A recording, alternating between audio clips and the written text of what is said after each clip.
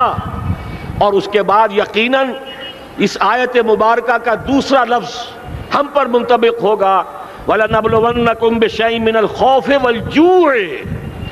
یہاں دوسرا لفظ بھوک کا لفظ ہے، ہم پر سختیاں آئیں گی یقیناً۔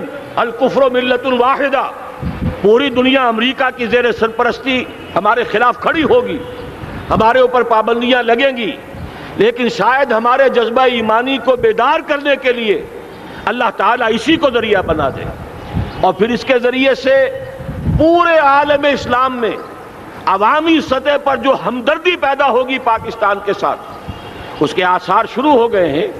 کبھی قطر کی طرف سے خبر آ رہی ہے، کبھی الاحرام کا جو ہے وہاں بات سامنے آ رہی ہے۔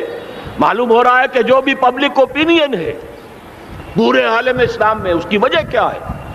میں نے اپنے پچھلے جمعے کے خطاب میں عرض کیا تھا کہ جیسے